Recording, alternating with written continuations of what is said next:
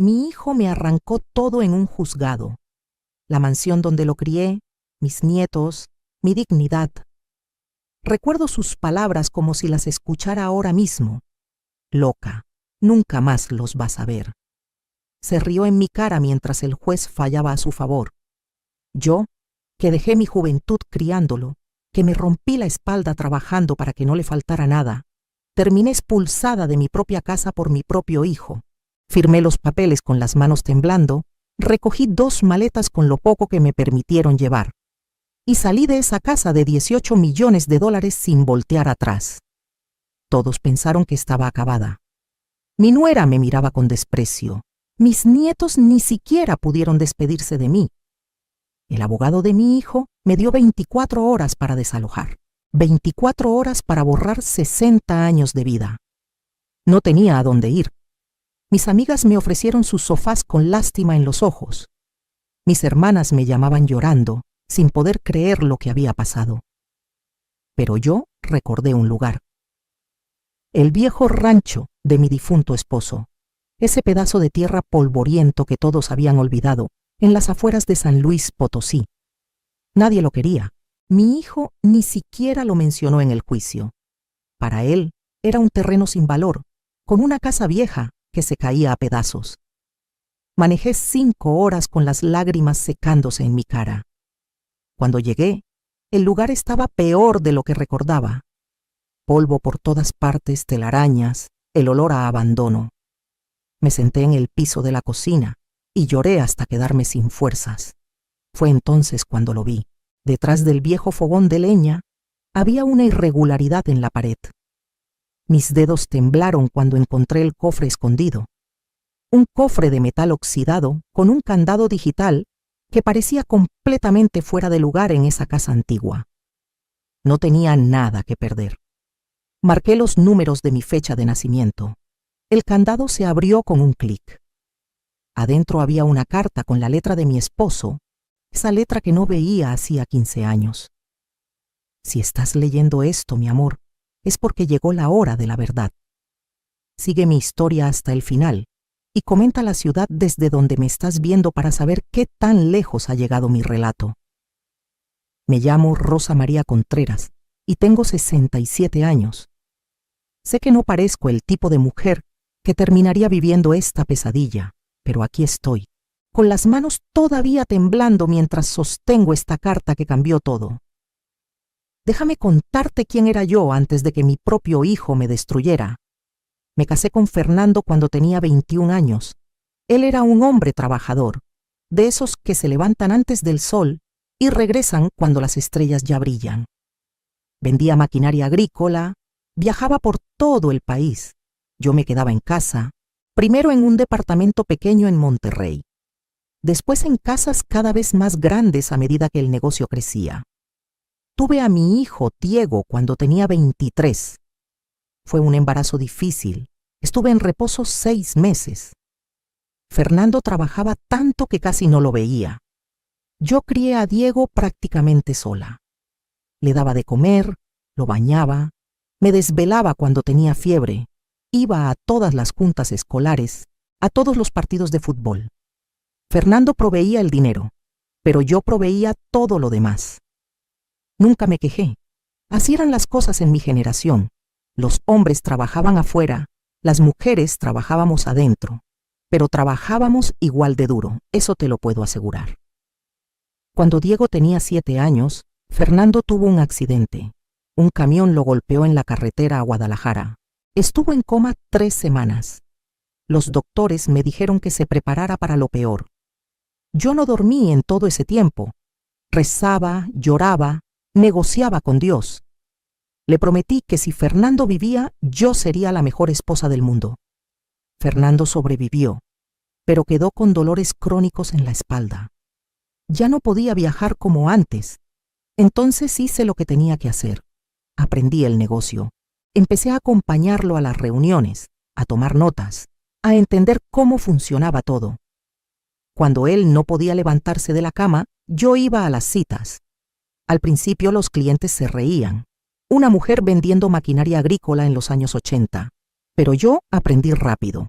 Aprendí los términos técnicos, las especificaciones, cómo negociar con rancheros tercos que pensaban que por ser mujer me podían engañar. En 5 años había duplicado las ventas.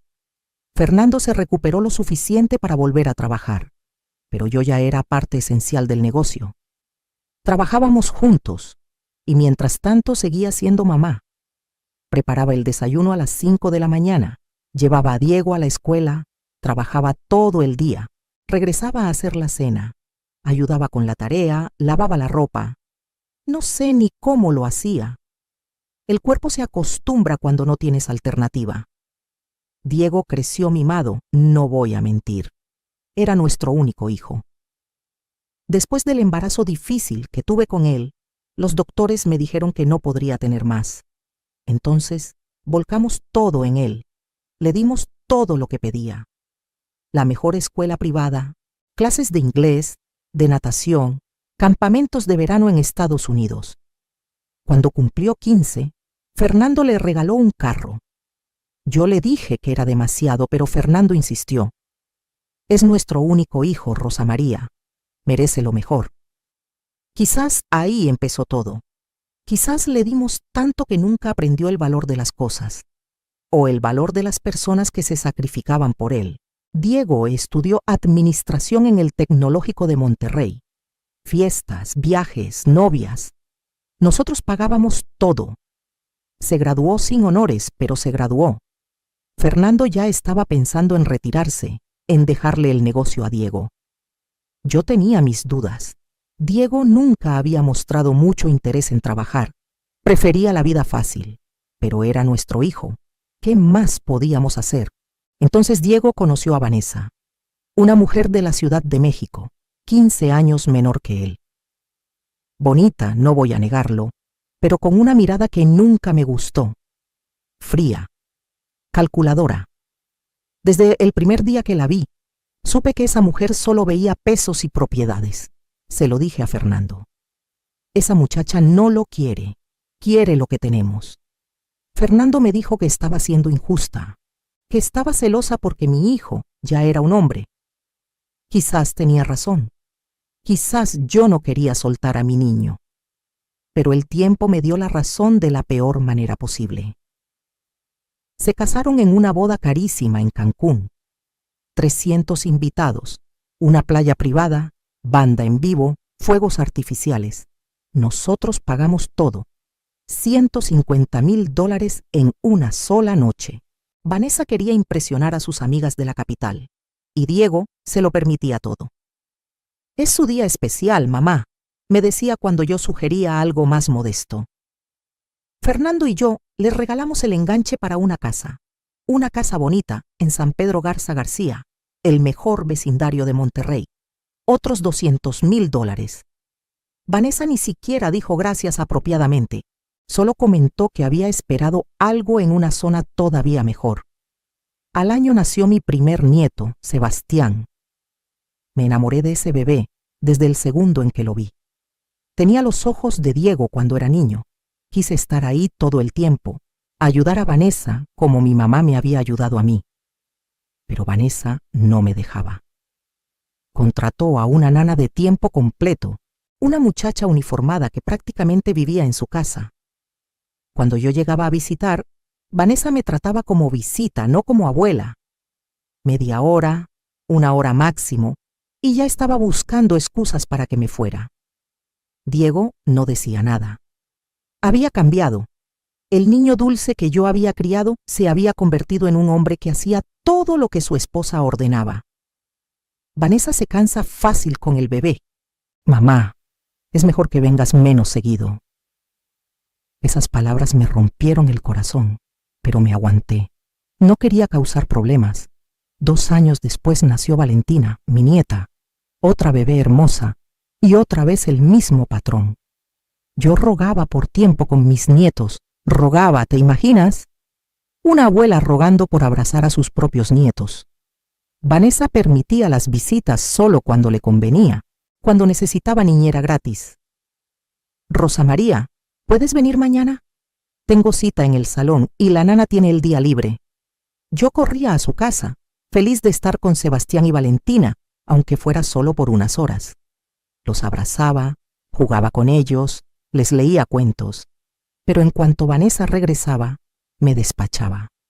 Ya puedes irte, gracias, como si fuera la empleada doméstica. Fernando me decía que no me dejara, que pusiera límites, pero yo tenía miedo de que si me quejaba, me quitaran a mis nietos completamente. Así que me tragaba el orgullo, una y otra vez. Entonces Fernando murió. Un infarto masivo mientras dormía. Se fue en paz, eso dicen, pero me dejó sola en el peor momento posible. Yo tenía 52 años, todavía joven, pero me sentía anciana. Acabábamos de vender el negocio por una fortuna, $32 millones. El plan era retirarnos, viajar, disfrutar de nuestros nietos. Pero Fernando solo alcanzó a disfrutar 2 meses de retiro antes de que su corazón se apagara. El testamento de Fernando era simple.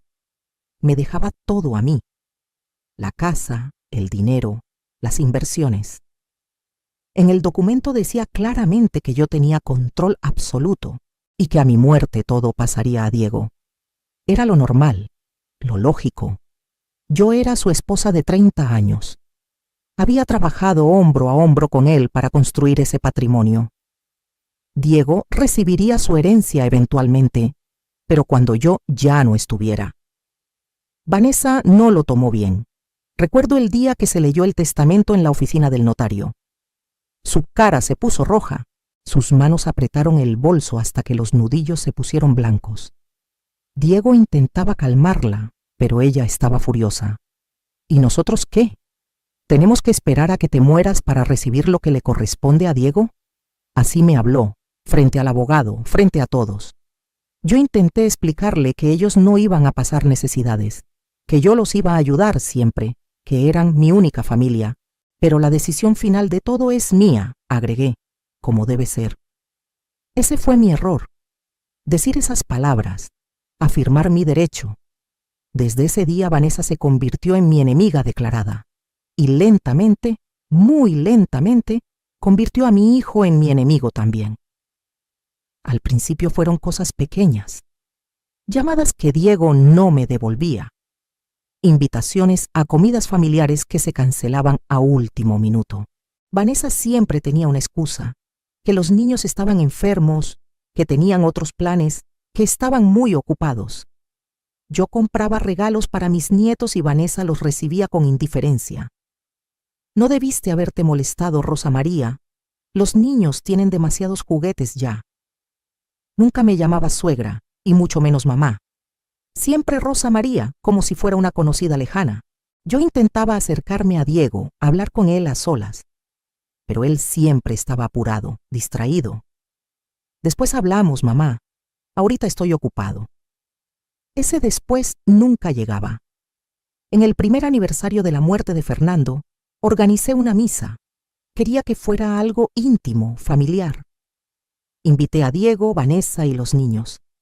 Vanessa dijo que no podían ir porque habían planeado un viaje a la playa.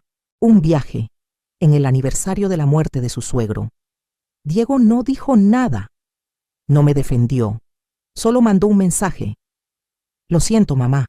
Ya habíamos pagado el hotel. Fui sola a esa misa. Me senté en la primera banca, con el retrato de Fernando junto a mí, y lloré frente al padre y 3 viejas amigas que tuvieron la decencia de acompañarme. Mi propio hijo no estuvo ahí para honrar la memoria de su padre. Ese día entendí que lo estaba perdiendo, pero no sabía hasta qué punto. Pasaron 3 años así, 3 años de distancia creciente, de excusas, de frialdad. Yo vivía sola en la casa grande de San Pedro, esa mansión que habíamos comprado Fernando y yo cuando el negocio despegó. 8 recámaras, alberca, jardín enorme, demasiado espacio para una mujer sola. Me sentía como un fantasma caminando por esos pasillos vacíos.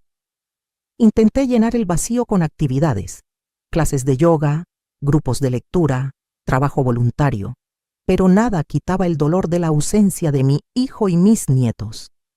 Vanessa se aseguró de que Sebastián y Valentina me olvidaran poco a poco. Cuando lograba verlos, cada vez más raramente, los niños me trataban como a una extraña. Sebastián, que ya tenía 8 años, apenas me hablaba. Valentina, de 6, se escondía detrás de su mamá. «Saluda a tu abuela», le ordenaba Vanessa con voz dulce pero con ojos fríos mirándome. La niña murmuraba un «hola» casi inaudible y corría a otra habitación. Yo llevaba chocolates, muñecas, carritos. Los niños los tomaban sin emoción y los dejaban olvidados. Ya no me conocían, ya no me querían. Vanessa había ganado esa batalla. Entonces empezaron las peticiones de dinero. Diego me llamaba, de repente interesado en hablar conmigo, pero siempre era para pedirme algo, que necesitaba dinero para un negocio, que necesitaba dinero para ampliar su casa, que necesitaba dinero para el colegio de los niños, aunque yo sabía que el colegio ya estaba pagado, porque yo misma había establecido un fondo educativo para ellos.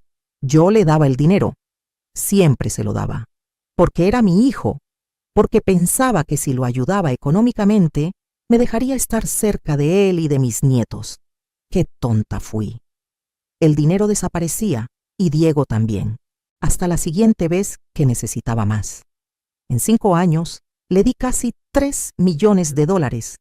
3 millones, y nunca fue suficiente. Nunca me dio las gracias realmente. Nunca me invitó a las fiestas de cumpleaños de los niños, a las posadas navideñas, a las celebraciones familiares. Yo veía las fotos en redes sociales. Vanessa publicaba todo. Fiestas elaboradas, viajes a Disney, celebraciones grandes con muchos invitados. Todos estaban invitados menos yo, la abuela, la que pagaba todo. Mis amigas me decían que dejara de darle dinero, que pusiera condiciones. «Rosa María, te están usando», me repetían. Pero yo no podía. Era mi único hijo, mi única familia. ¿Qué más tenía? Un día Diego llegó a mi casa sin avisar. Eso era raro. Hacía meses que no venía. Traía unos papeles. «Mamá, necesito que firmes esto». «¿Qué es?», pregunté. «Es para hacerme copropietario de esta casa, para efectos fiscales. El contador dice que nos ahorrará mucho en impuestos». Yo leí los papeles. No entendía todo el lenguaje legal, pero algo no me daba buena espina. «Déjame consultarlo con mi abogado», le dije. La cara de Diego cambió. Se puso serio, molesto. «¿No confías en mí? Soy tu hijo, mamá». «Claro que confío en ti, pero es mucho dinero. Solo quiero estar segura». Se levantó furioso. «Siempre es lo mismo contigo. Papá tenía razón. Eres controladora. No confías en nadie». Esas palabras me dolieron más que cualquier golpe físico. «¿Tu papá dijo eso?» «Lo decía todo el tiempo, que tú querías controlar todo, el dinero, el negocio, nuestras vidas». Era mentira. Fernando nunca había dicho eso. Pero Diego lo decía con tanta convicción que por un momento dudé de mis propios recuerdos. «Diego, mi amor, yo solo quiero proteger lo que tu papá y yo construimos para ti. No lo quieres proteger para mí, lo quieres para ti. Eres egoísta, mamá». Se fue dando un portazo. No me habló durante 6 meses después de eso. Esos 6 meses fueron los más oscuros de mi vida. Caí en una depresión profunda. Dejé de salir. Dejé de comer bien. Bajé 10 kilos. Mi presión arterial se disparó. El doctor me recetó pastillas para la ansiedad. Yo solo quería dormir y no despertar. Mis hermanas venían a visitarme preocupadas. «Necesitas reaccionar, Rosa María. Ese muchacho te está matando». Pero yo no sabía cómo reaccionar. Era mi hijo. ¿Cómo peleas contra tu propio hijo? Entonces, de la nada, Diego volvió a aparecer. Esta vez con Vanessa y los niños. Tocaron el timbre un domingo por la mañana. Yo estaba en pijama, sin peinarme, hecha un desastre. Pero era mi hijo, mi familia. Los dejé pasar con el corazón latiendo de esperanza. «Mamá, venimos a disculparnos», dijo Diego. Vanessa sonreía, esa sonrisa que nunca llegaba a sus ojos. «Hemos sido muy duros contigo, Rosa María, y no es justo. Eres la abuela de nuestros hijos. Queremos arreglar las cosas. Sebastián y Valentina me abrazaron. Olían a champú de niños y a dulces. Casi lloro ahí mismo. Los he extrañado tanto, les dije. Nosotros también, abuela, dijo Sebastián, aunque la frase sonaba ensayada. Pasamos el día juntos. Cocinamos. Jugamos en el jardín. Por primera vez en años, me sentí completa. Sentí que tenía familia otra vez. Cuando se iban a ir, Diego me abrazó fuerte. Lo siento, mamá. He sido un mal hijo. Voy a cambiar, te lo prometo. Yo le creí. Dios mío, qué tonta fui. Le creí cada palabra. En las siguientes semanas, Diego y Vanessa me visitaban seguido. Me llamaban, me invitaban a comer. Yo estaba en las nubes. Pensé que finalmente habían entendido. Pensé que el amor había ganado. Qué equivocada estaba. Un día, Diego llegó otra vez con papeles. Mamá, ¿recuerdas los documentos que te pedí que firmaras hace tiempo? Sí, dije cautelosa. Bueno, el contador dice que realmente necesitamos hacerlo. Pero tranquila, yo hablé con un abogado amigo mío y él revisó todo. Está bien, solo tienes que firmar aquí y aquí. Señaló varias líneas. Yo dudé, pero Diego me miraba con esos ojos, los ojos de mi niño. Mamá, confía en mí. Soy tu hijo. Jamás te haría daño.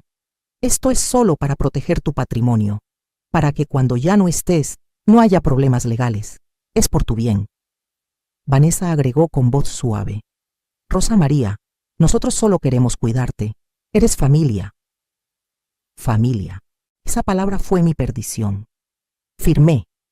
Firmé sin leer todo. Firmé sin consultar a mi propio abogado. Firmé porque eran mi familia y yo había estado tan sola por tanto tiempo que habría firmado cualquier cosa con tal de no perderlos otra vez. Diego besó mi mejilla. Gracias, mamá. Eres la mejor. Una semana después, llegó la demanda. Un sobre legal entregado por un mensajero en mi puerta. Adentro, docenas de páginas llenas de términos legales que apenas entendía. Pero entendí lo esencial. Diego me estaba demandando por incapacidad mental para manejar mis propios asuntos.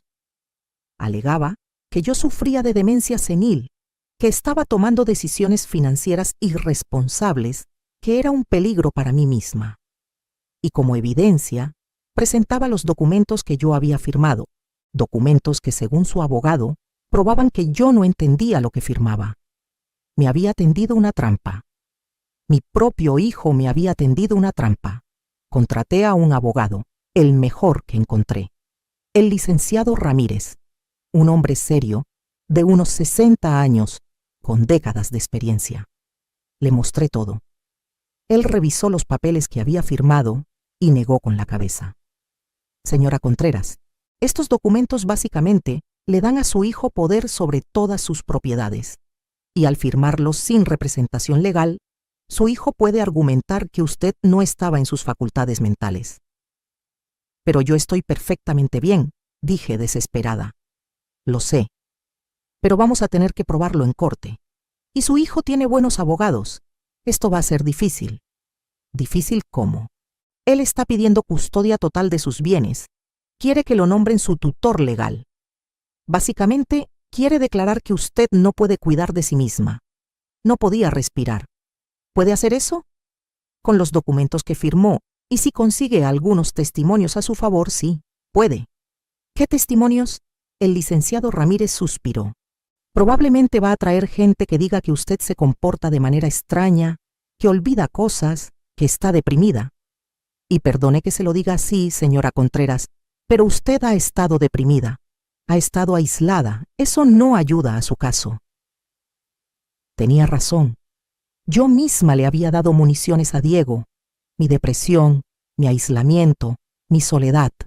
Todo eso iba a ser usado en mi contra. El juicio fue una pesadilla. Diego trajo testigos. La empleada doméstica que yo había tenido que despedir 6 meses antes, porque ya no podía pagar su sueldo completo, después de darle tanto dinero a Diego. Ella testificó que yo hablaba sola, que a veces olvidaba si había comido, que pasaba días enteros en pijama. Todo era cierto, pero era porque estaba deprimida, no porque estuviera demente. Trajo a un doctor, un psiquiatra que nunca me había evaluado en persona, pero que basándose en reportes de la familia, opinaba que yo mostraba signos de deterioro cognitivo. Trajo a vecinos que declararon que me veían descuidada, que mi jardín estaba abandonado, que ya no salía de casa. Mi abogado presentó contraevidencia. Mis propios doctores testificaron que yo estaba física y mentalmente sana. Mis amigas testificaron que yo era perfectamente capaz. Pero Diego tenía algo más. Tenía a mis nietos. En la parte más cruel del juicio, el abogado de Diego llamó al estrado a Sebastián, mi nietito de 8 años, temblando en ese estrado grande. Sebastián, dijo el abogado con voz amable, ¿tu abuela te da miedo? El niño miró a su papá. Diego asintió casi imperceptiblemente. Sí, murmuró Sebastián. ¿Por qué te da miedo? Porque dice cosas raras. Y una vez me gritó. Eso era mentira. Yo nunca le había gritado. Pero el niño lo dijo y quedó en el registro. Le habían enseñado a mentir. Mi propio nieto, entrenado para destruirme. No pude contener las lágrimas. El juez me miró con lástima, pero esa lástima no me salvó. El licenciado Ramírez hizo lo que pudo, pero la evidencia estaba apilada en mi contra. Los documentos firmados, los testimonios, incluso mi propio comportamiento depresivo de los últimos años. Todo pintaba el cuadro de una mujer que estaba perdiendo la cabeza. El día del veredicto, el juez habló durante 20 minutos. Yo no escuché casi nada, solo las palabras importantes. Fallo a favor del demandante. Diego Contreras queda nombrado tutor legal de los bienes y propiedades de Rosa María Contreras. Perdí todo. Mi casa, mi dinero, mi autonomía, todo pasó a control de Diego. Después del veredicto, Diego se me acercó en el pasillo del juzgado. Yo estaba sentada en una banca, todavía en shock. Él se inclinó hacia mí y con una sonrisa que nunca olvidaré me susurró: Muller louca, nunca más los vas a ver.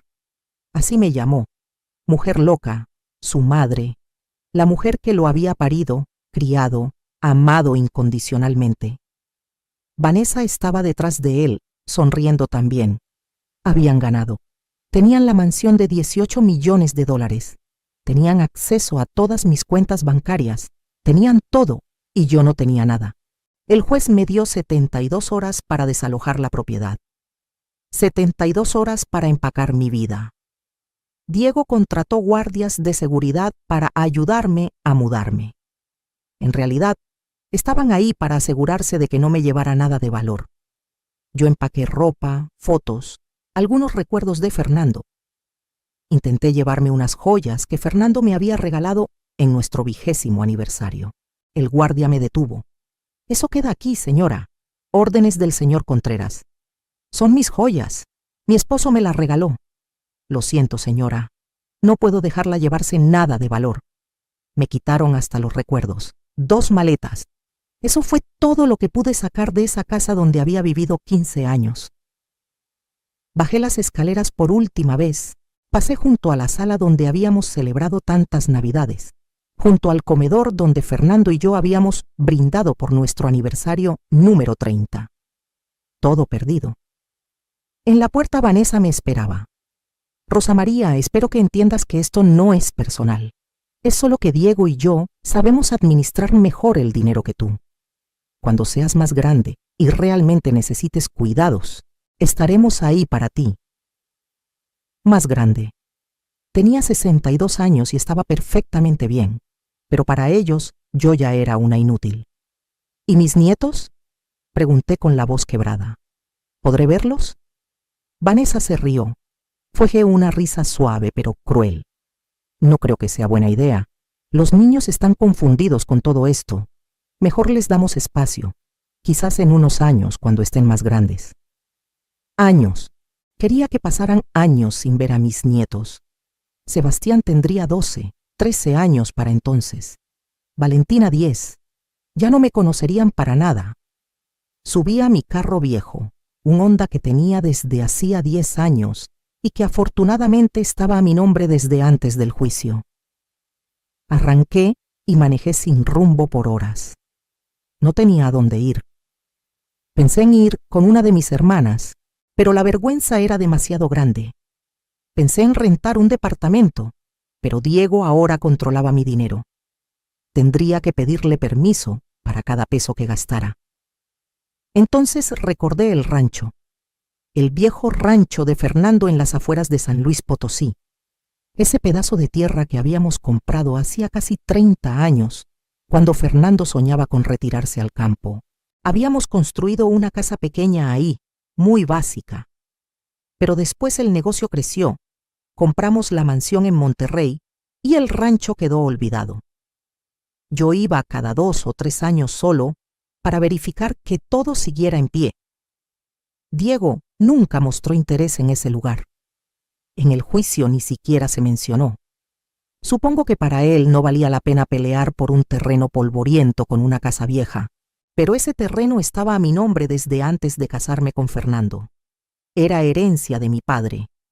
Legalmente, Diego no podía tocarlo. Era lo único que me quedaba. Manejé las 5 horas hasta San Luis Potosí con las lágrimas secándose en mi cara. Ya no me quedaban más lágrimas, solo un vacío enorme en el pecho. El rancho estaba peor de lo que recordaba. La puerta principal apenas se abría, las bisagras oxidadas. Adentro olía a humedad y abandono. Había polvo sobre cada superficie, telarañas en las esquinas, un nido de ratones en la alacena.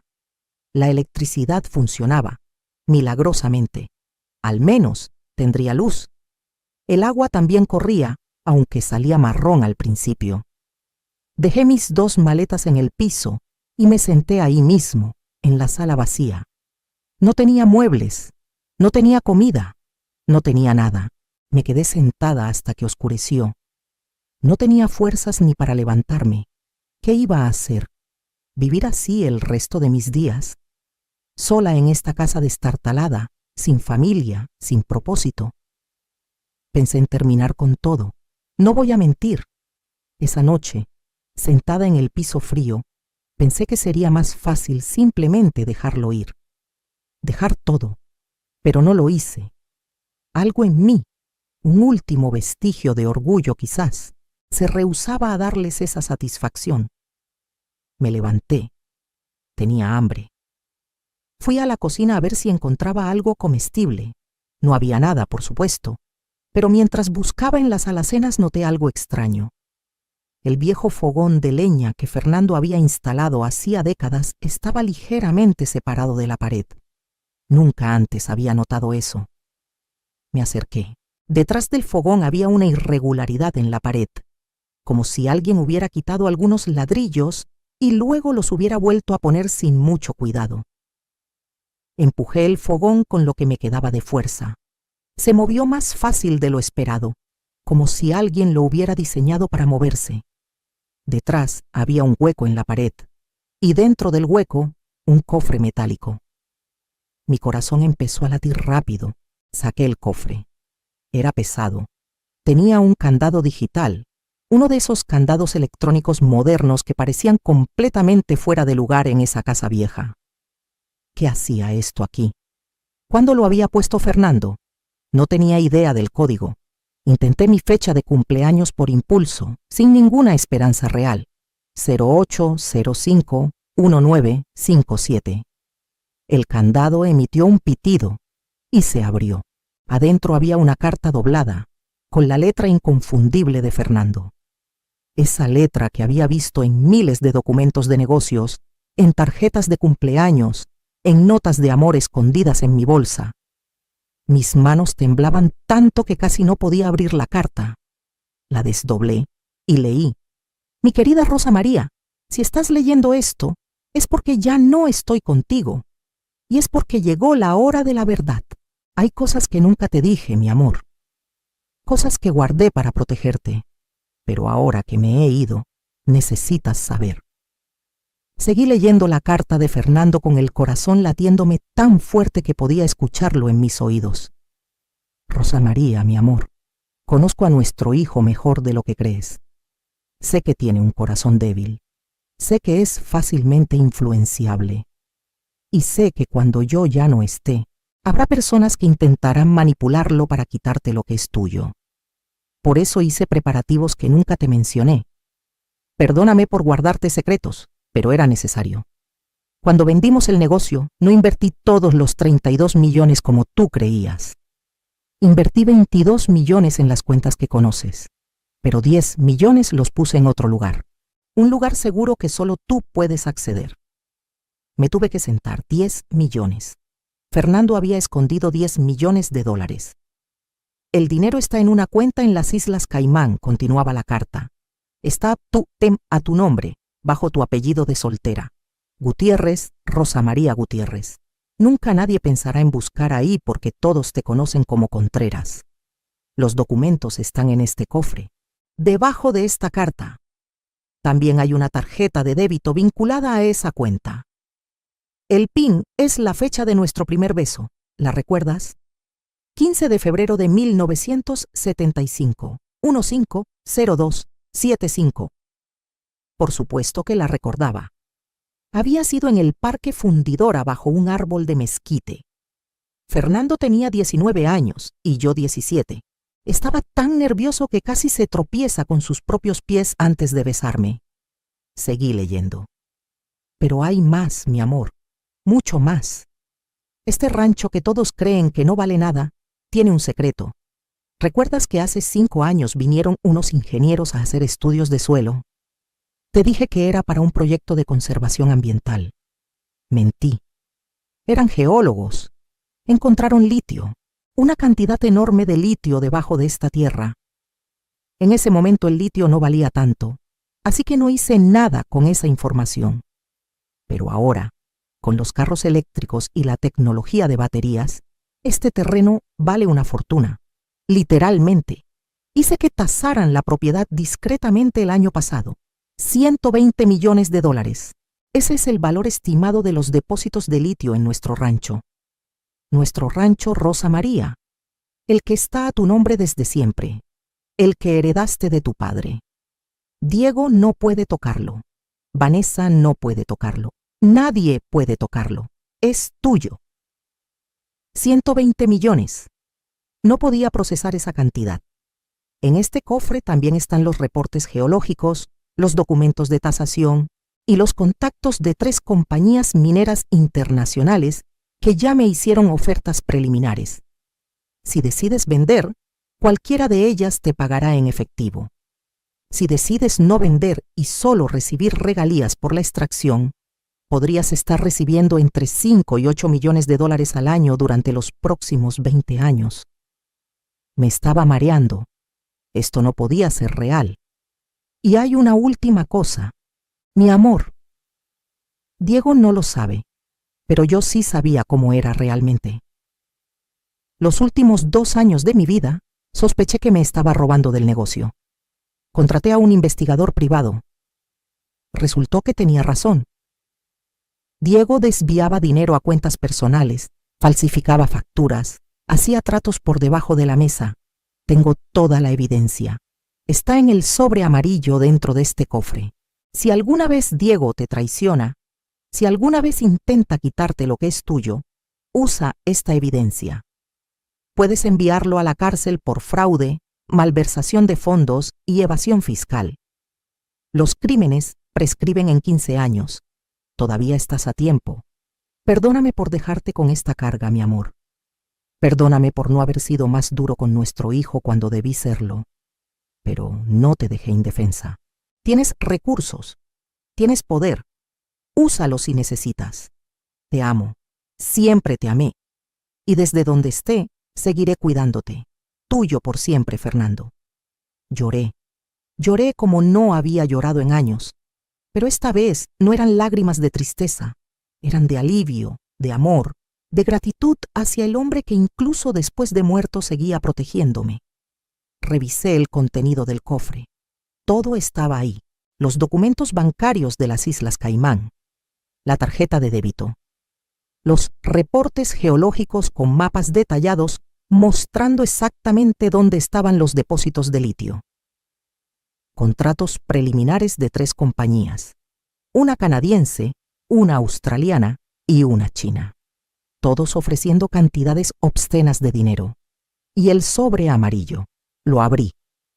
Dentro había cientos de páginas, extractos bancarios, correos electrónicos impresos, fotografías de Diego reuniéndose con competidores, grabaciones de audio transcritas. Fernando había documentado todo meticulosamente.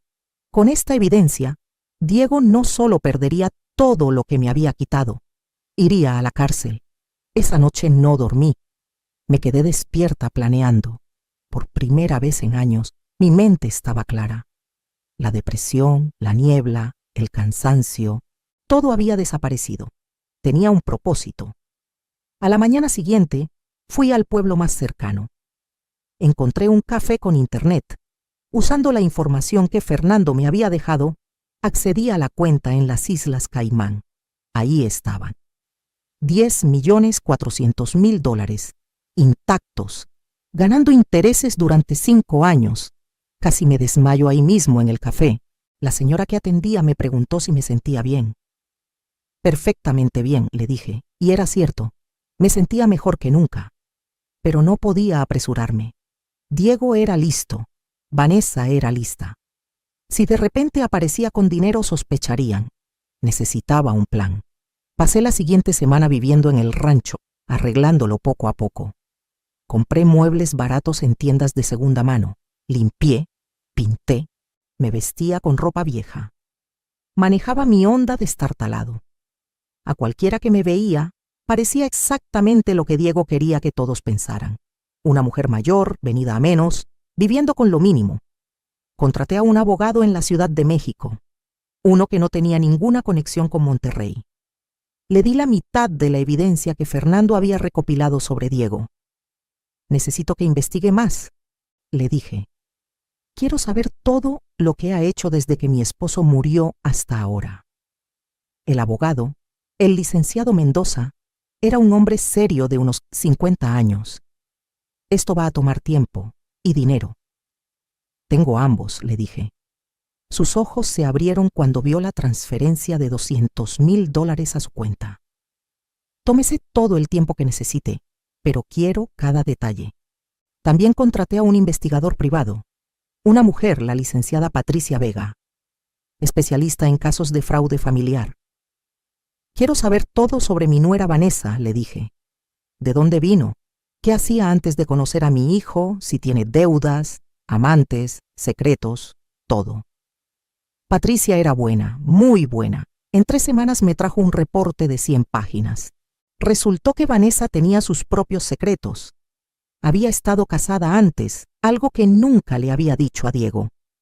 Su primer esposo era un hombre mayor, rico, que murió en circunstancias sospechosas. Ella heredó todo. Las investigaciones en su momento no llegaron a nada, pero había suficientes dudas como para que fuera interesante. También tenía deudas de juego. Muchas deudas. Apostaba en línea, en casinos. Cientos de miles de dólares perdidos. Ahora entendía por qué necesitaba mi dinero tan desesperadamente. Mientras tanto, me aseguré de que Diego pensara que me había destruido completamente. Le mandé un mensaje humilde. Diego, sé que estás enojado conmigo, pero soy tu madre. ¿Podemos hablar? No respondió durante 2 semanas. Finalmente, me mandó un mensaje corto. ¿Qué quieres? Solo quiero saber cómo están los niños. Los extraño mucho. Están bien. Mejor sin tu influencia negativa. Por favor, Diego, dame una oportunidad de verlos, aunque sea 1 hora. No. Eso fue todo. Pero yo seguí insistiendo. Cada semana le mandaba un mensaje, siempre humilde, siempre suplicante. Quería que se sintiera poderoso, que pensara que me tenía bajo su control. Después de 2 meses de esto, finalmente aceptó. Puedes venir a ver a los niños el domingo, 1 hora, ni 1 minuto más. Manejé las 5 horas de regreso a Monterrey. Llegué a la mansión, mi mansión, donde ahora vivían Diego y su familia. Vanessa abrió la puerta. Estaba usando mis joyas, el collar de perlas que Fernando me había regalado en nuestro aniversario, en su cuello, como si fuera suyo. Rosa María, me saludó con falsa dulzura. Qué bueno que viniste. Los niños están en el jardín. Entré a mi propia casa como visita. Todo había cambiado. Los muebles que Fernando y yo habíamos elegido con tanto cuidado habían sido reemplazados. Ahora todo era moderno, minimalista, frío. No quedaba nada de nosotros. Sebastián y Valentina estaban en la alberca. Habían crecido tanto en solo unos meses. «Niños, su abuela vino a visitarlos», gritó Vanessa. Ellos salieron del agua, me saludaron con cortesía fría y volvieron a jugar. No les importaba que estuviera ahí. Ya no me conocían. Diego apareció. «Mamá». «Hola, mi hijo». Me miró de arriba a abajo. Mi ropa era vieja, estaba más delgada, tenía ojeras. Exactamente la imagen que quería proyectar.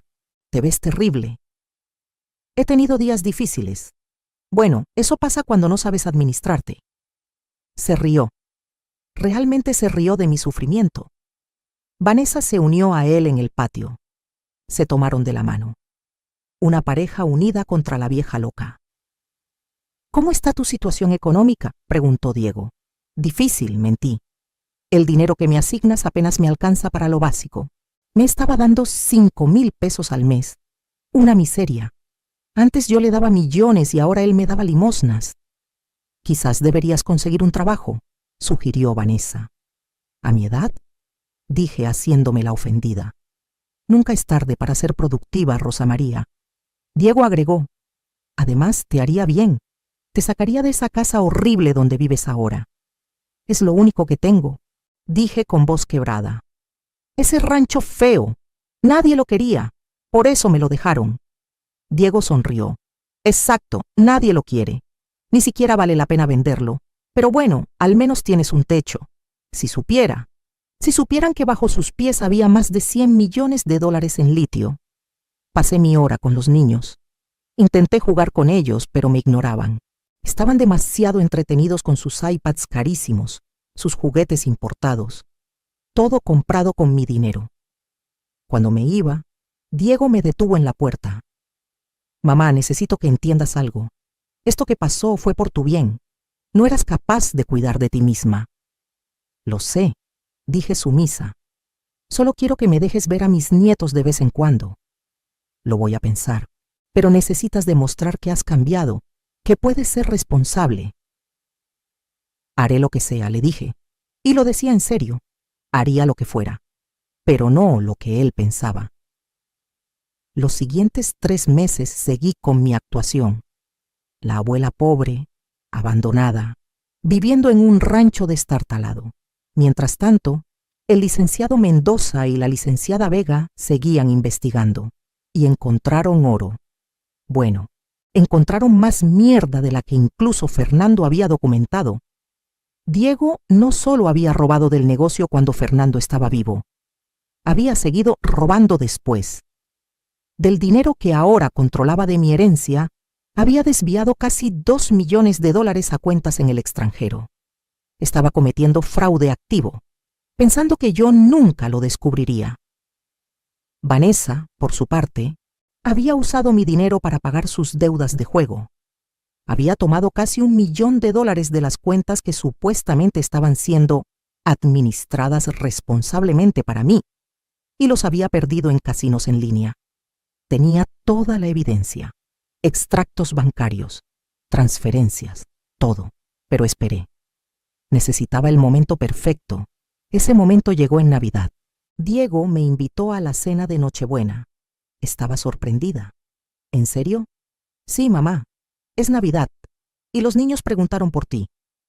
Bueno, Sebastián preguntó. Era mentira, pero no me importaba. Acepté. La noche de Nochebuena llegué a la mansión con regalos modestos para los niños, juguetes baratos envueltos en papel sencillo. Vanessa los miró con desdén. ¿Qué? Considerado de tu parte, Rosa María. La cena fue tensa. Estábamos Diego, Vanessa, los niños y los padres de Vanessa que habían venido de la Ciudad de México.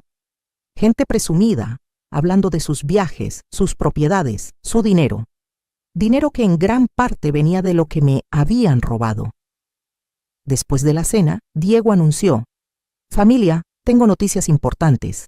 Todos lo miraron expectantes. Vanessa y yo hemos decidido vender esta casa. Mi corazón dio un salto, pero mantuve la cara neutral. ¿Vender?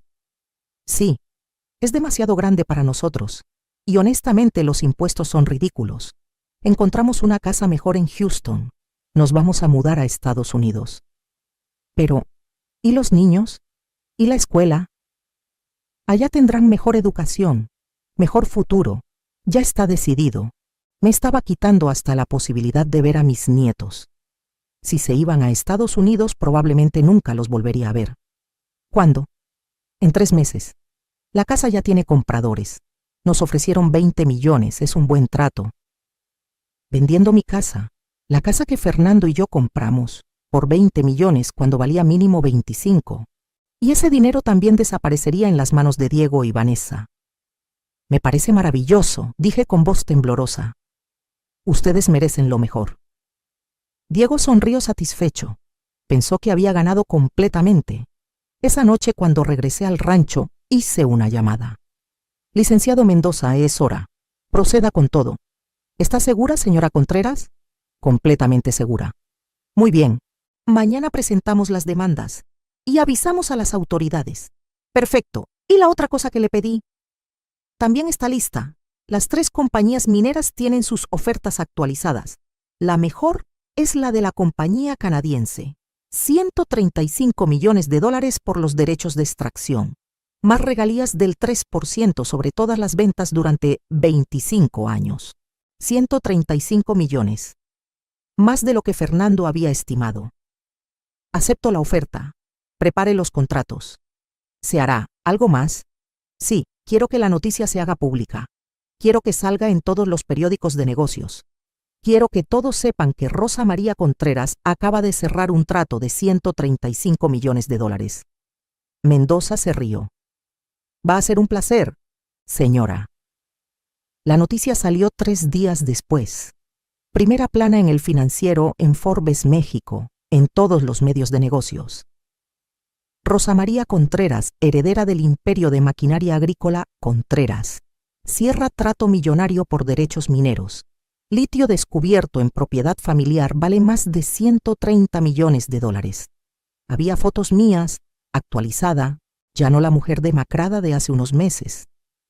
Me había arreglado, comprado ropa nueva, ido al salón. Me veía bien. Me veía poderosa. El teléfono de Diego debió explotar ese día. Intentó llamarme 50 veces. No contesté ninguna. Me mandó mensajes desesperados. Mamá, ¿qué es esto? ¿Qué está pasando? Llámame inmediatamente. Ignoré todos. Al día siguiente llegó la segunda bomba. Las demandas.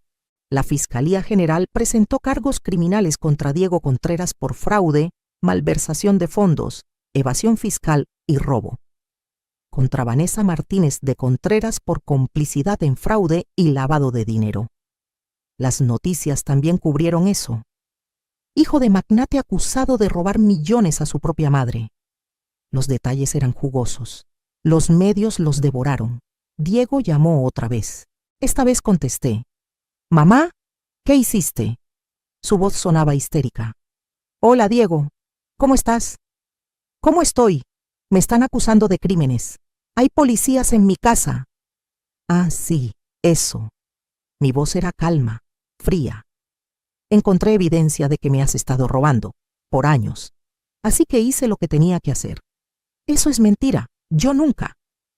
«Diego, tengo extractos bancarios, correos electrónicos, grabaciones. Tu padre lo documentó todo antes de morir. Y yo contraté investigadores que encontraron el resto.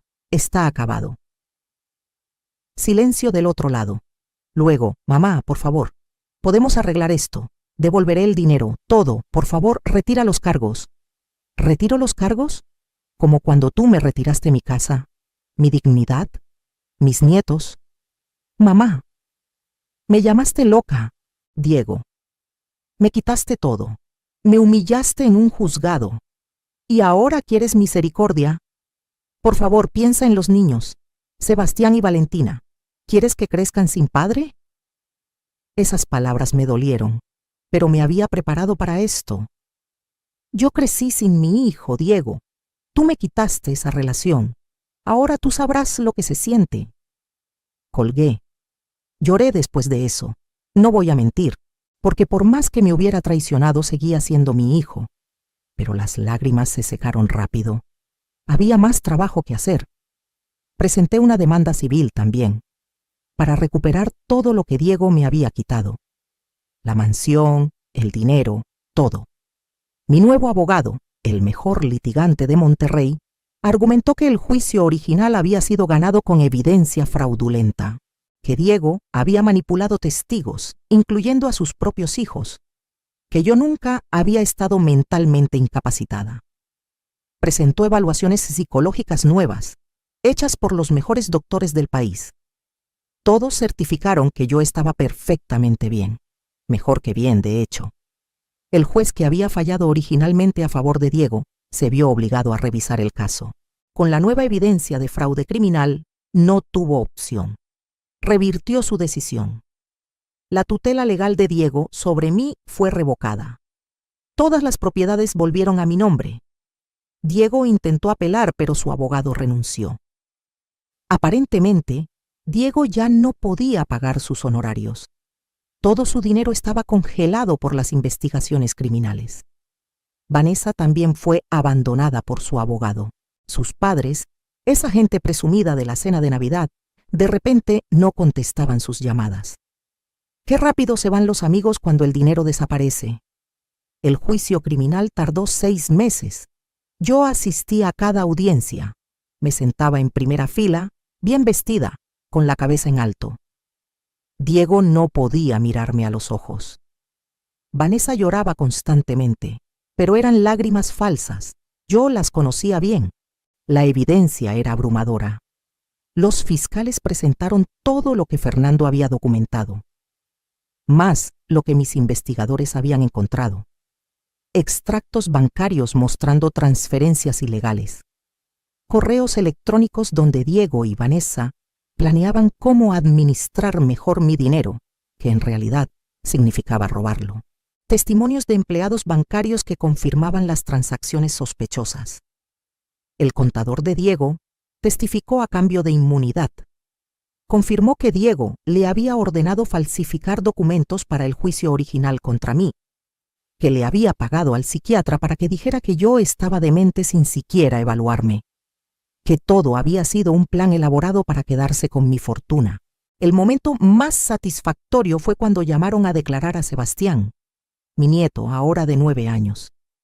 El abogado le preguntó: «Sebastián, ¿tu papá te dijo qué decir en el juicio contra tu abuela?» El niño miró a Diego, luego me miró a mí y asintió. «Sí». «¿Qué te dijo que dijeras?» «Que dijera que la abuela me daba miedo, que decía cosas raras, pero no era cierto. La abuela siempre fue buena conmigo». Diego cerró los ojos. Vanessa sollozó. Yo mantuve la compostura, pero por dentro mi corazón se rompía y se reparaba al mismo tiempo. Mi nieto había dicho la verdad. Finalmente, el veredicto llegó un viernes por la tarde. Culpable en todos los cargos. Diego fue sentenciado a 8 años de prisión. Vanessa a 5. Además, fueron obligados a pagar restitución completa. Cada peso que habían robado tenía que ser devuelto. Como no tenían de dónde sacar el dinero, todas sus propiedades fueron embargadas.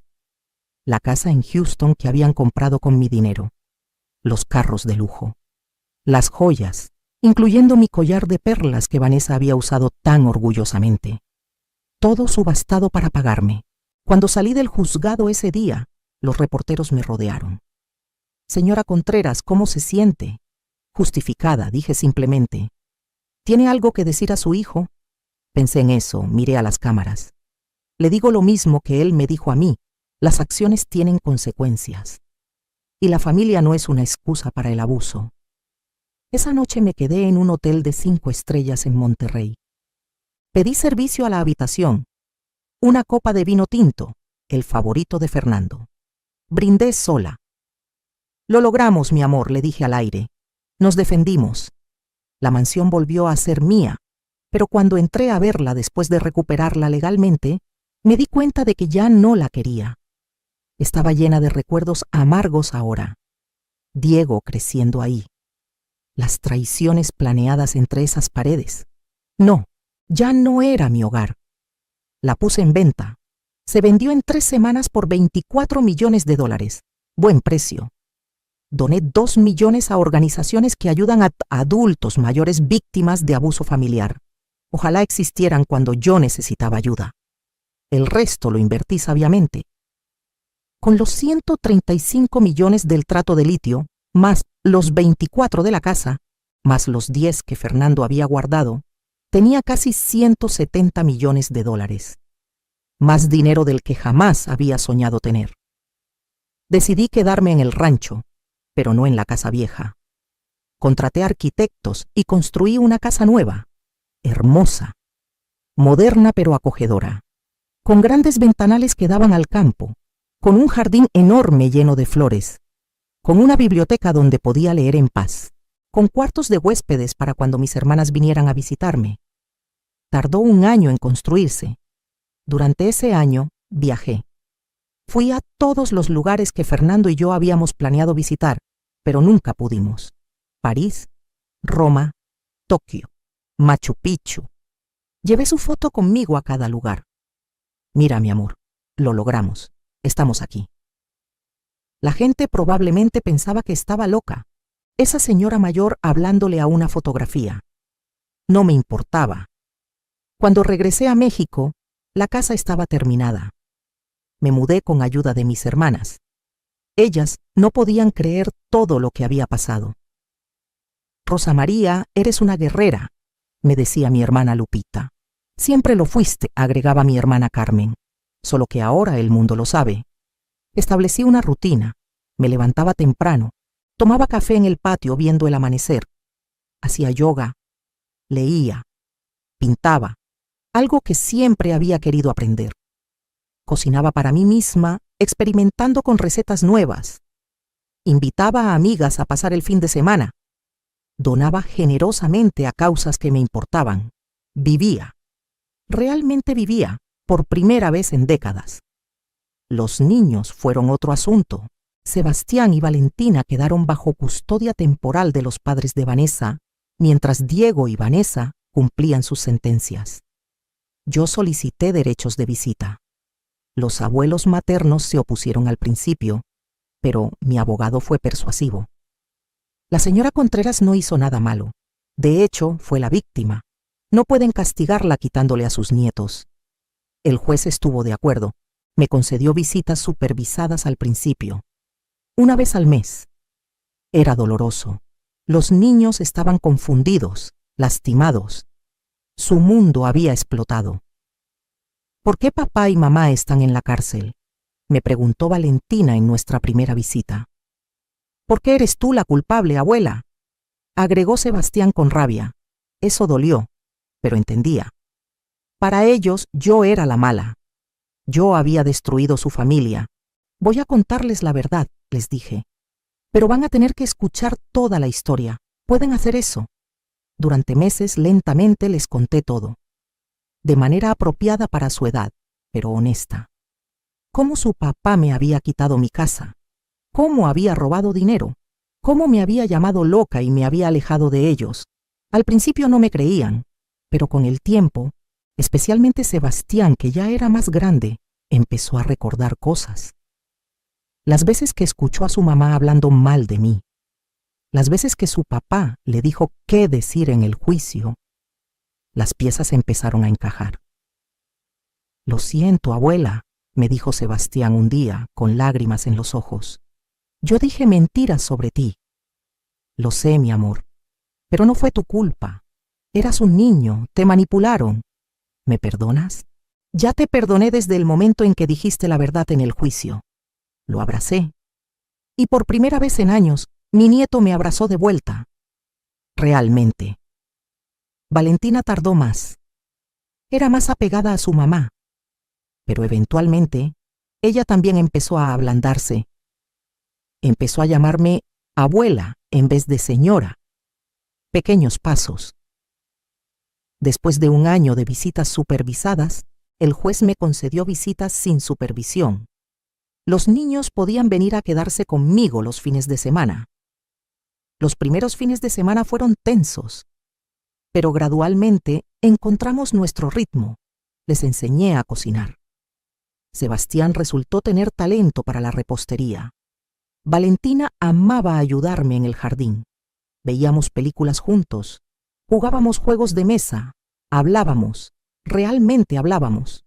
Un día Sebastián me preguntó: «Abuela, ¿vas a perdonar a papá alguna vez?».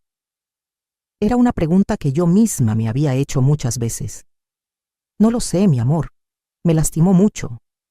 Pero es tu hijo, y tú siempre dices que la familia es importante. La familia es importante cuando se comporta como familia. Tu papá no se comportó como mi hijo, se comportó como mi enemigo. Pero la gente no puede cambiar. ¿Qué pregunta tan profunda de un niño de 10 años? Sí, la gente puede cambiar, pero solo si realmente quiere y solo si entiende lo que hizo mal. Papá nos escribe cartas desde la cárcel. Dice que lo siente. Dice que cometió errores. Es fácil decir lo siento cuando estás encerrado y has perdido todo. Lo difícil es decirlo cuando todavía tenías algo que perder.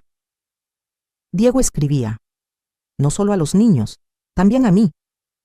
Al principio tiré sus cartas sin abrir, pero después de 6 meses, la curiosidad me ganó.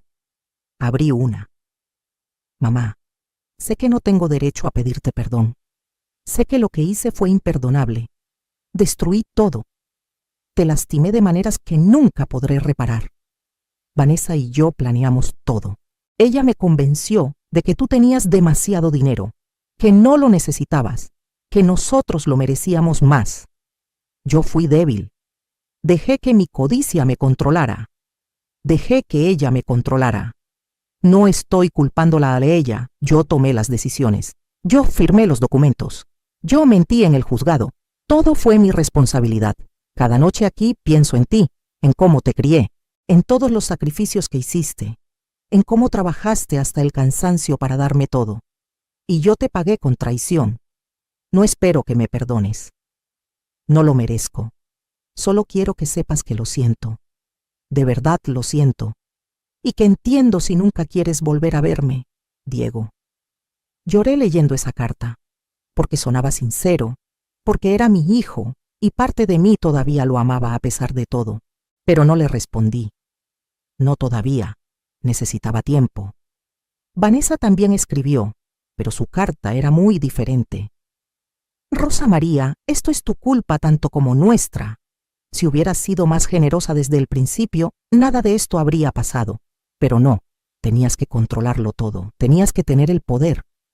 Ahora mira dónde estamos. Mis hijos están creciendo sin mí por tu culpa. Espero que puedas vivir con eso. Esa carta la tiré directo a la basura. No había arrepentimiento ahí, solo amargura y culpa misdirected. Diego pasó 4 años en prisión antes de ser elegible para libertad condicional. Vanessa cumplió 3. Cuando Diego salió, era un hombre diferente, o al menos eso parecía. Más delgado, más viejo, con canas que no tenía cuando entró. Me pidió verme. Acepté. Nos reunimos en un café público, neutral. Él llegó nervioso, con las manos temblando. «Mamá». Diego. Silencio incómodo. Finalmente él habló. «Gracias por aceptar verme. Lo hice por los niños. Ellos quieren que su papá y su abuela se hablen». «Entiendo». Más silencio.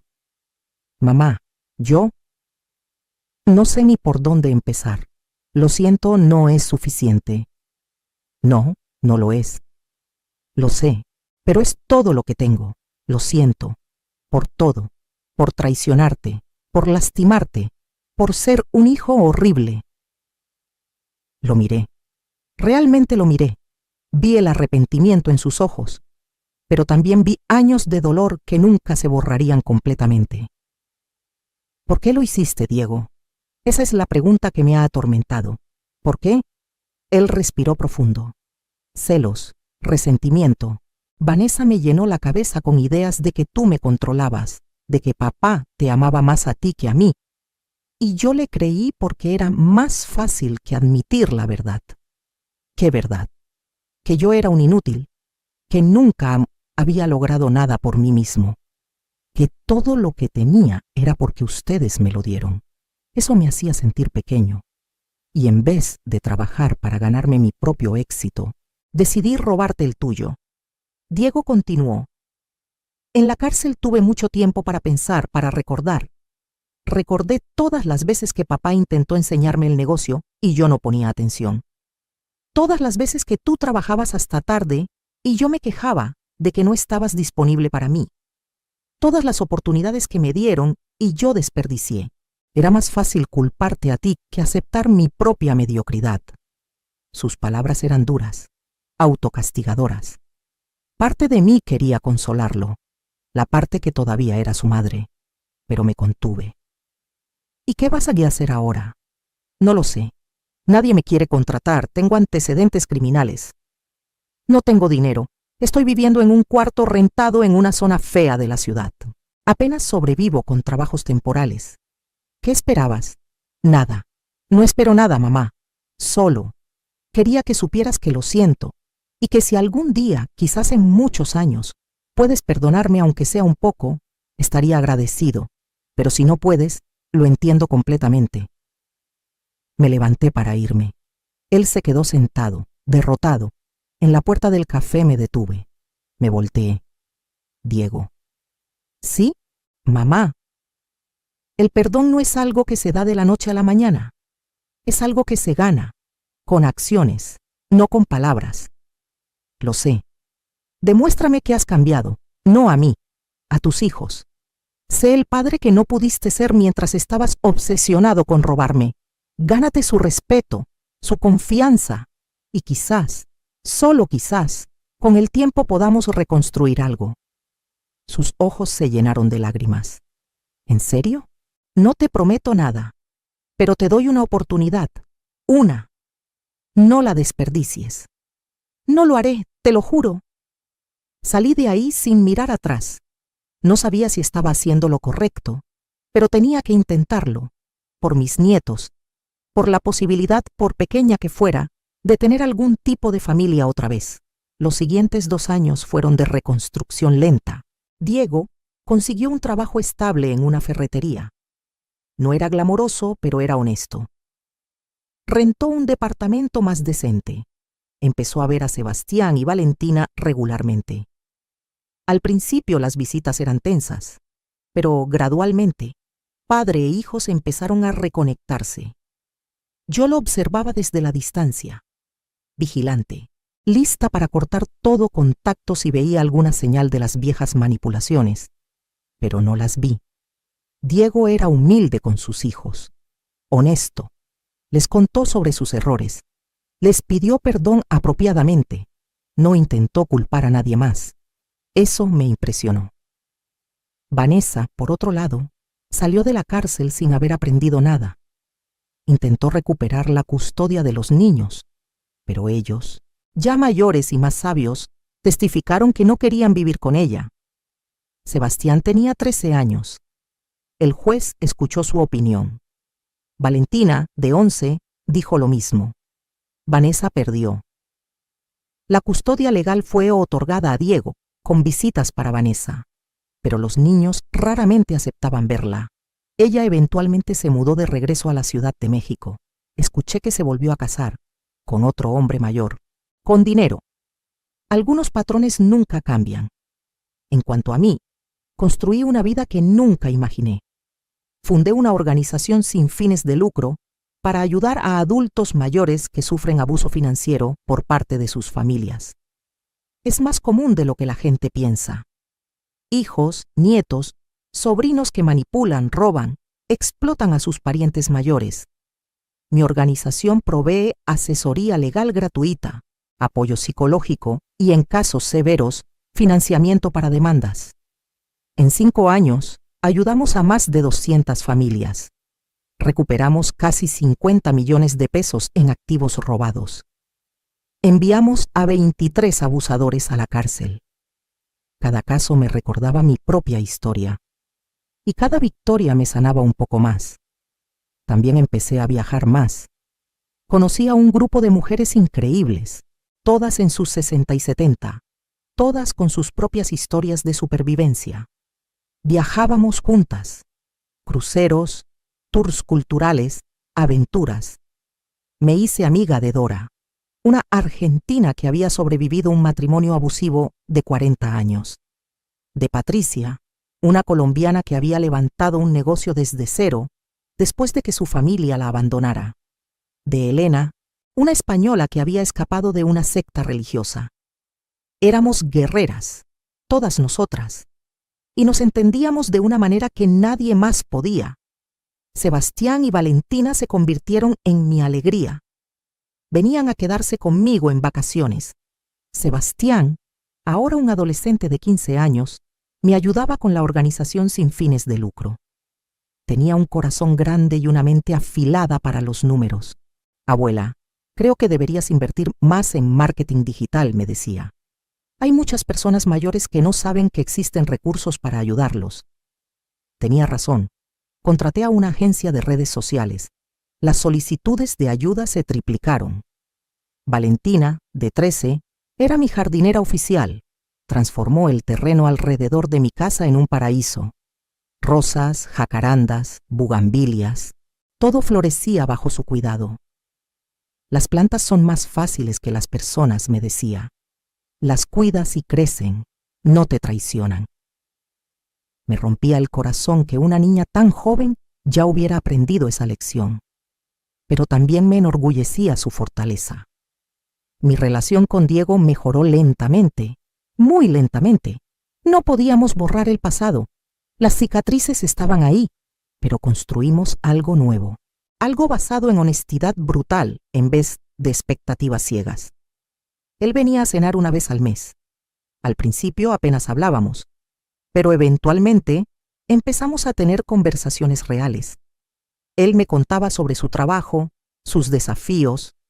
Yo le contaba sobre la fundación, sobre mis viajes. No era la relación madre-hijo que habíamos tenido antes. Era diferente, más cautelosa, pero quizás más honesta. Un día, 3 años después de su liberación, Diego me trajo algo. Una caja de zapatos vieja. ¿Qué es esto? Ábrela. Adentro había dinero, fajos de billetes. Son 120,000 pesos, dijo. He estado ahorrando, de mi sueldo. Sé que es una fracción ridícula de lo que te robé. Sé que nunca podré pagarte todo, pero quiero intentarlo, poco a poco. Tomé el dinero, lo miré. Luego lo miré a él. Diego, esto te debe haber tomado años ahorrar. 2 años y medio. Ahorro todo lo que puedo después de pagar mi renta y comida. ¿Por qué? Porque te lo debo. Porque necesito hacer esto, aunque tome el resto de mi vida. Pensé en rechazarlo. El dinero no significaba nada para mí ahora. Tenía más de lo que podría gastar, pero entendí lo que significaba para él. No era sobre el dinero. Era sobre la restitución, sobre demostrar su cambio con acciones. Lo acepto, dije finalmente, pero con una condición. ¿Cuál? Cada peso que me des yo lo donaré a la fundación, en tu nombre, para que ayude a otras familias como la nuestra. Él se quedó callado un momento. Luego asintió. Me parece perfecto, mamá. Ese día algo se rompió finalmente entre nosotros. La última pared de resentimiento. No significaba que todo estaba perdonado, pero significaba que podíamos empezar a sanar. Realmente sanar. Ahora tengo 72 años. Han pasado 10 años desde que Diego me traicionó. 10 años desde que encontré el cofre de Fernando. 10 años desde que mi vida se desmoronó y luego se reconstruyó en algo mejor. Vivo en mi rancho hermoso. La operación minera en mi terreno está en pleno funcionamiento.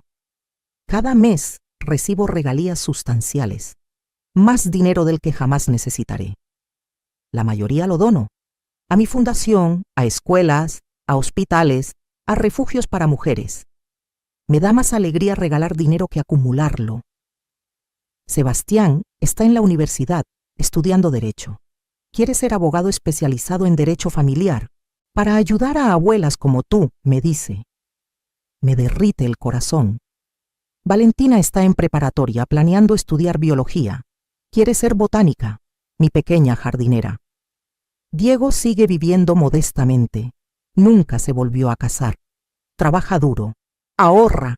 Me trae dinero cada 3 meses. Ya me ha dado casi 1.000.000 de pesos en total. Todo ha ido a la fundación. Ayudó a financiar 3 casos grandes el año pasado. Nunca seremos lo que éramos. Esa inocencia se perdió para siempre. Pero tenemos algo diferente ahora. Respeto mutuo. Comprensión de nuestros límites. Una relación construida sobre verdad en vez de ilusiones. A veces en las noches me siento en mi patio. Miro las estrellas, sostengo mi copa de vino y le hablo a Fernando. Lo logramos, mi amor. Me salvaste incluso después de irte. Me diste las herramientas para defenderme. Gracias. El viento sopla suave y me gusta pensar que es él respondiendo. Las amigas me preguntan si soy feliz. La verdad es complicada. Perdí años de mi vida a la depresión, al abuso, a la traición. Esas cicatrices nunca desaparecerán completamente, pero también gané algo. Gané mi fuerza. Aprendí que soy mucho más resistente de lo que pensaba. Aprendí que puedo sobrevivir la peor traición y salir del otro lado no solo intacta, sino más fuerte. Gané una relación más profunda con mis nietos. Gané un propósito ayudando a otros que sufren lo que yo sufrí. Y gané paz. Paz conmigo misma. La gente me pregunta qué haría diferente si pudiera regresar el tiempo. Honestamente no sé. ¿Le hubiera dicho que no a Diego más seguido? ¿Le hubiera enseñado el valor del trabajo duro en vez de dárselo todo? Probablemente. Pero también entiendo que no puedo cambiar el pasado. Solo puedo vivir el presente y construir el futuro. Este es mi mensaje para cualquier mujer que esté pasando por algo similar. Para cualquier madre traicionada por un hijo. Para cualquier abuela alejada de sus nietos. Para cualquier mujer mayor que la familia trata como si fuera invisible o inútil. Tú vales. Tu vida tiene valor. Tu historia importa. No dejes que nadie, ni siquiera tu propia familia, te quite tu dignidad. Defiéndete. Busca ayuda. Hay recursos. Hay gente que se preocupa. No estás sola. Y si tienes que pelear, pelea. Con todo lo que tienes. Pelea legal. Pelea inteligente. Pero pelea. Porque te lo mereces. Mereces respeto. Mereces amor genuino, no manipulación. Mereces vivir tus últimos años en paz, no en miseria. Yo lo hice. Y si yo pude, tú también puedes. No fue fácil. Hubo días que quise rendirme. Días que el dolor era tan intenso que apenas podía respirar. Pero seguí adelante. Un día a la vez. Un paso a la vez. Y miren dónde estoy ahora. En mi casa hermosa. Rodeada de amor verdadero. Haciendo diferencia en el mundo. Viviendo la vida que merezco. Fernando estaría orgulloso. Yo estoy orgullosa de mí misma. Y eso, después de todo, es lo que realmente importa. Entonces, ¿qué harías tú en mi lugar? Si tu hijo te traicionara, si te quitara todo, podrías perdonar. Deberías perdonar. No hay respuestas fáciles. Cada situación es diferente. Cada corazón sana a su propio ritmo. Para mí, el perdón está llegando lentamente. Algunos días lo siento más cerca. Otros días, la rabia regresa y me recuerda todo lo que perdí. Pero estoy en el camino. Y eso es suficiente por ahora. Mi nombre es Rosa María Contreras. Tengo 72 años. Sobreviví a la peor traición. Y estoy aquí para decirte que tú también puedes sobrevivir lo que sea que estés enfrentando. Eres más fuerte de lo que crees. Más valiosa de lo que te han hecho sentir. Y mereces toda la felicidad del mundo. No dejes que nadie te convenza de lo contrario. Ni siquiera tu propia sangre. Especialmente tu propia sangre. Porque a veces la familia que eliges, la familia que construyes, es más fuerte que la familia en la que naciste. Mis hermanas, mis amigas, las mujeres de mi fundación, ellas son mi familia ahora. Y Diego, si algún día lee esto o lo escucha, quiero que sepa, te di la vida, te crié con amor, te di todo lo que tenía. Tú me quitaste casi todo, pero no pudiste quitarme mi espíritu, no pudiste romperme completamente. Y aunque el camino al perdón completo todavía es largo, estoy caminándolo. No por ti, por mí. Porque cargar odio es agotador. Y ya estuve agotada suficiente tiempo. Ahora elijo paz, elijo alegría, elijo vivir cada día que me queda de la manera más plena posible. Esa es mi venganza final. No tu destrucción, aunque la justicia era necesaria. Mi venganza es mi felicidad. Es vivir bien, es prosperar.